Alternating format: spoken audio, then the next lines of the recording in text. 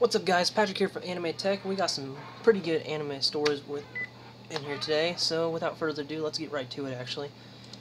This is from the Daily Dot. Thank you, guys. You can now snuggle with an anime guy at this Capsule Hotel. Yes, this is actually a true story, people. There's actually a hotel that's... yeah. I don't get it. I mean, yeah, the way they're doing it is the reason I don't get it. If hugging an anime body pillow, whoops, isn't quite enough to put a zing in your fantasy life, you might want to swing by the Akihabara Bay Hotel in Tokyo this month to sleep next to Akimen of your dreams. The Akimen. Open to women only. The Capsule Hotel is offering a special collaboration event with boy band anime series King of Prism through September 30th. Each of the capsule sleeping quarters will each feature one of the memorable Over the Rainbow, the fictional band from the show. And it has some pictures here showing it. See how they're doing it? That's what I'm saying, like, why? While King of Prism has plenty extensive marketing efforts, we're pretty sure that this one will be one of its most effective. It costs roughly $60 to $80 US to book a one-night stay, which is a pittance to get this close to your senpai. Notice me, senpai. Notice me. That's the first thing I think of. Shirtless or less, or no less, or shirtless, no less.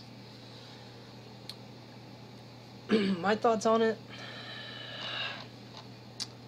I don't know.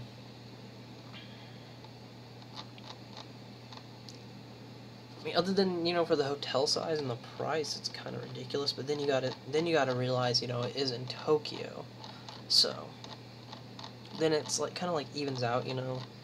But you know, besides that, I mean, the capsules that they're showing look pretty decent. I'm not gonna lie. I've actually always wanted to stay in one of those. That's why I think they should start a trend here in the US. Only problem is that you might get people trying to kill each other. I'm not gonna lie. Next here, this isn't really anime news, but it is some pretty cool news. And that's that Uber is rolling out some... This is by the way, it's by ABC News. Uber is rolling out some autonomous car technology in Pittsburgh. I don't know. Uber is introducing its new fleet of self-driving cars today in Pittsburgh, ready to take riders wherever they need to go. The cars are equipped with level 3 autonomy. I can't pronounce that. I don't know why. Cars. Sorry, guys. Been talking a lot today. Cars capable of accelerating, braking, and steering under certain conditions, but requiring human drivers poised to intervene if the technology fails, allowing some Pittsburgh commuters a chance at a hands-free ride. The riders are opt-in only, free of charge, and will have a human behind the wheel. The vehicles are equipped with 20 cameras, 7 lasers, 3 initial measurement units,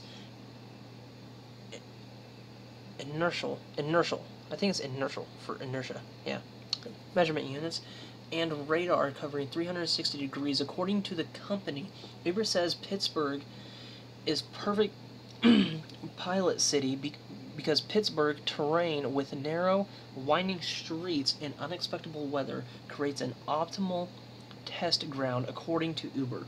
The self-driving Ubers are invite only to select group of loyal Pittsburgh passengers.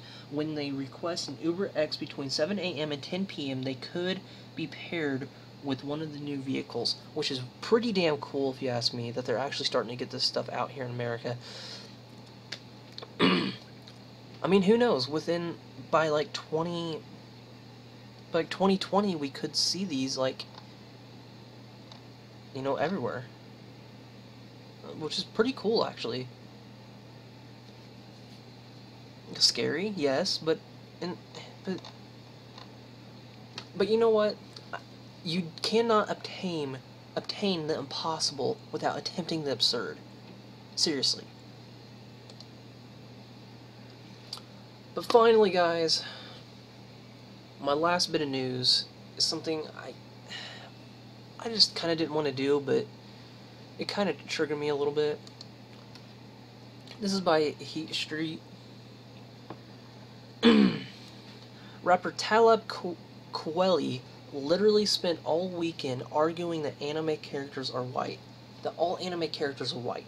It's all anime characters that he thinks are white. Apparently the guy is like seriously like anti-racial and crap like that, and he just spits out crap on Twitter. But the only thing I don't like about this is that this article is literally just basically spitting a whole bunch of crap on him.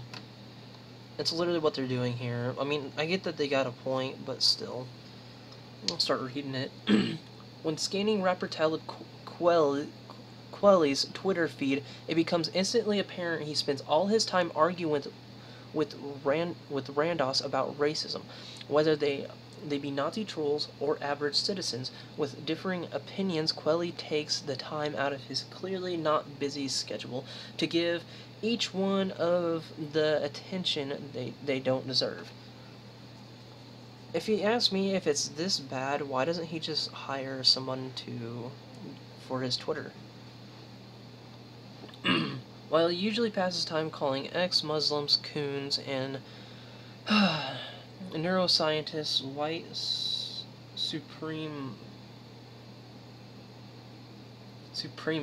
okay. This weekend he took to the sensitive subject of anime. And then it has this: ever see anime? Do those cartoons look Japanese people or white people?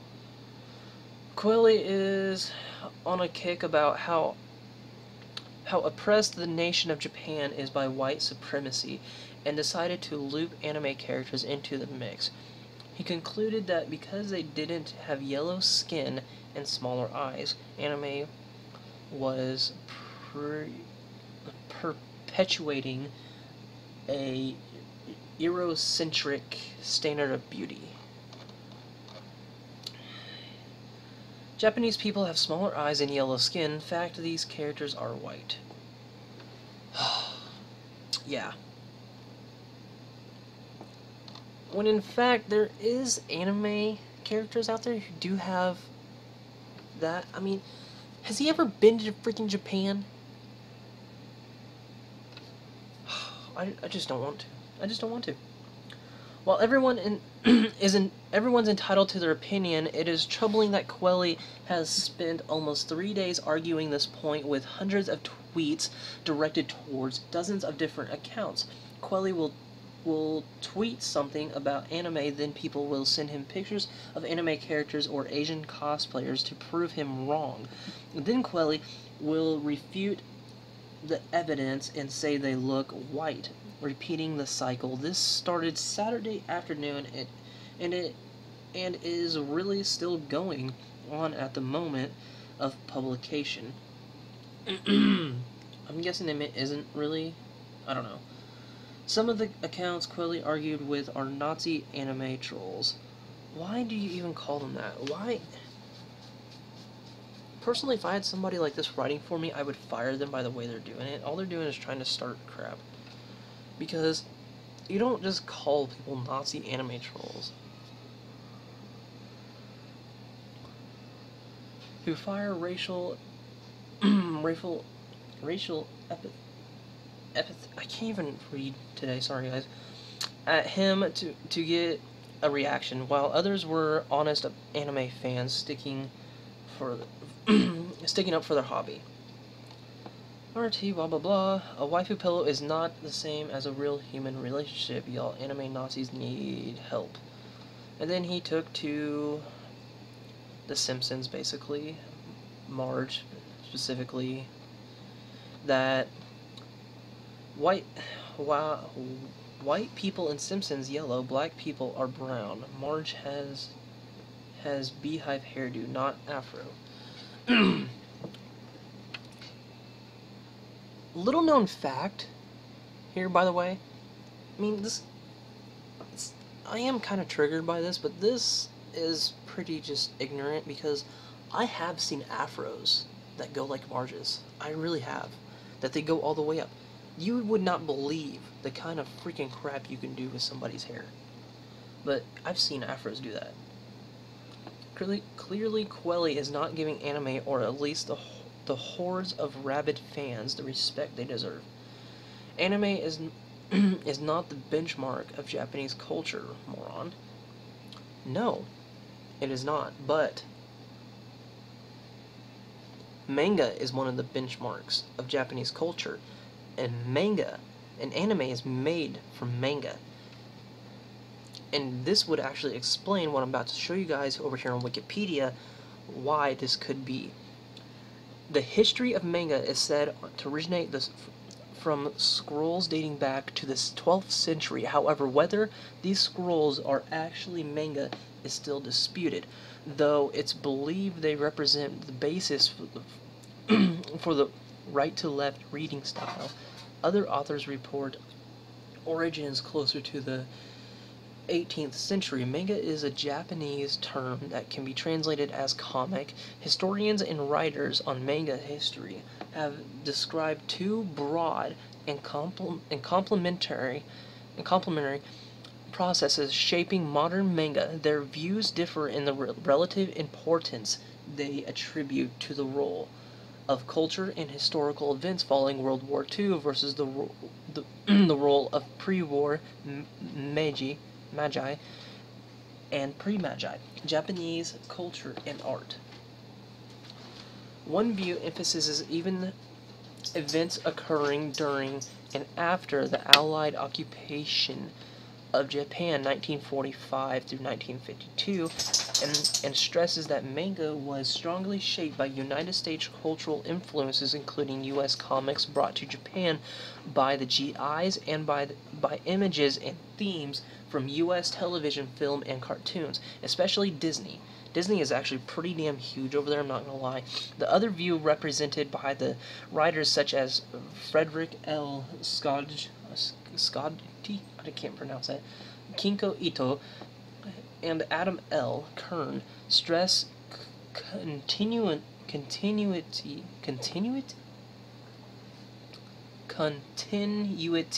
of Japanese cultural and aesthetic traditions, including pre-war Magi and pre-Magi cultural and art. According to Sharon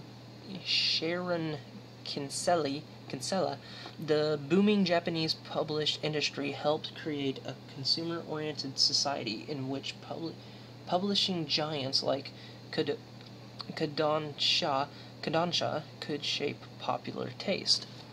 Exactly. See, what it is they're trying to, from the form of the fans, guys. And if anybody wants to inform Talib Kweli about this, I don't give a crap. I just think it's pretty stupid that you'd be doing that on Twitter, no less, honestly. But that's my personal opinion. Nothing less. And by all this, I digress. Yeah. Anyways, guys, that's it for this episode of Weekly Anime News. Until next time, guys, I will see you later. You have a wonderful day. You're all my beautiful people. Until next time, Patrick from Anime Tech, signing out.